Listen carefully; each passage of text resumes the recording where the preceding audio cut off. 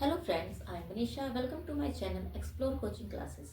आज हम रिलेशनशिप और मैरिज से जुड़े हुए कुछ इडियम्स के बारे में बात करेंगे जो इंग्लिश से जुड़े हुए कंपटीशन में आते ही हैं और आपके लिए हेल्पफुल भी होंगे। तो लेट्स स्टार्ट। पहले इडियम है tie the note. Tie the note का मतलब होता है टू गेट मैरिड, यानी शादी करना। यानी जब हम किसी को कोई व्यक्ति शादी के लिए डिसाइड करे, जैसे हम कह सकते हैं he decided to get tie the knot after 5 years, यानी उसने 5 साल के बाद शादी के लिए डिसाइड किया, यानी शादी करने के लिए उसने डिसाइड किया। तो टाई द नोट का मतलब होता है to get married. Next, match made in heaven, यानी ऐसे कपल के लिए हम ये इडियम यूज करते हैं जो बहुत ही परफेक्ट होता है, यानी उनकी बॉन्डिंग बहुत ही स्ट्रांग होती है, तब हम ये इडियम उनके लिए यूज करते हैं। उसके बाद है fall head over heel in love deep, यानी to fall deeply in love, यानी ये इडियम हम ऐसे उस कंडीशन के लिए यूज करते हैं जब कोई व्यक्ति किसी को बहुत ही ज्यादा प्यार करे, यानी उसके प्यार में बहुत ज्यादा गहराई हो, तब हम ये इडियम यूज करते हैं फॉल हेड ओवर हील्स इन लव, यानी सर से लेकर पैर तक प्यार में पड़ जाना, यानी डीपली लव करना।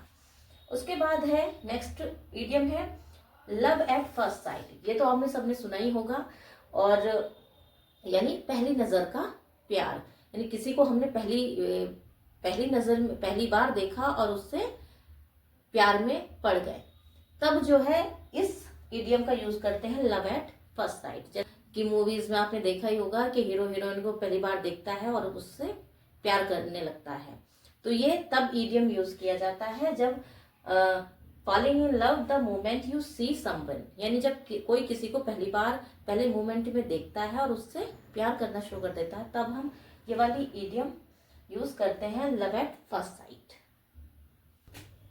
नेक्स्ट इडियम है carry a torch for someone, यानी सीक्रेटली लव समवन, यानी जो प्यार की फीलिंग होती हैं उन्हें छुपाकर अपने मन में रखना। उस कंडीशन को हम इस फ्रेज के माध्यम से कह सकते हैं carry a torch for someone, यानी अपने हृदय में एक टॉर्च लेके घूमना, समथिंग लाइक दैट। यानी जब आप कह सकते हो कि जब कोई व्यक्ति किसी को सीक्रेटली प्यार करता है और उसे बताता नहीं है, तब हम इस इडियम का यूज करते हैं। नेक्स्ट इडियम है ब्रेक समवन्स हार्ट, यानी किसी के दिल को तोड़ना, यानी आप कह सकते हैं टू हर्ट समवन इमोशनली, यानी उसकी भावनाओं को ठेस पहुंचाना, तब हम इस इडियम का यूज करते हैं ब्रेक समवन्स हार्ट, यानी किसी के हृदय को तोड़ देना, है ना। आपने सुना भी होगा वो सॉन्ग, जब कोई तुम्हारा हृदय तोड़ दे, है ना, तो वो वही है, इमोशनली किसी को बुरा फील कराना।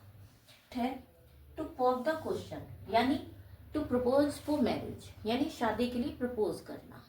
किसी को जब शादी के लिए प्रपोज किया जाता है तब इस इडियम का यूज हम कर सकते हैं। जैसे कह सकते हैं he finally pop the question after 5 years dating, यानी उसने 5 साल की डेटिंग के बाद उसे फाइनली शादी के लिए प्रपोज कर ही दिया।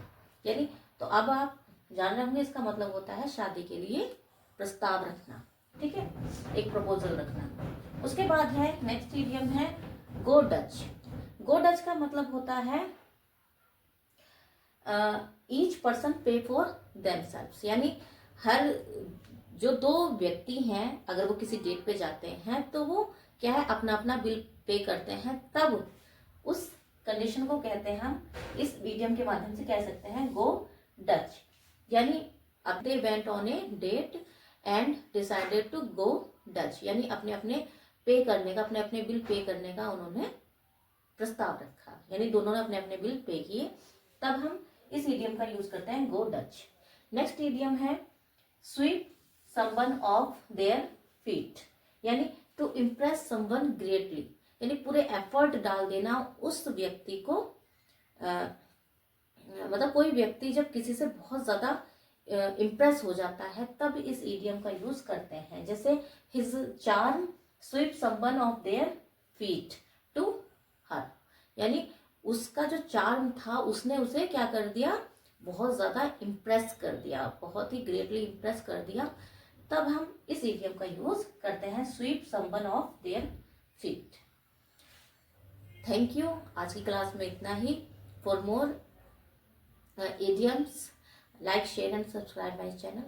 Thank you. Have a nice day.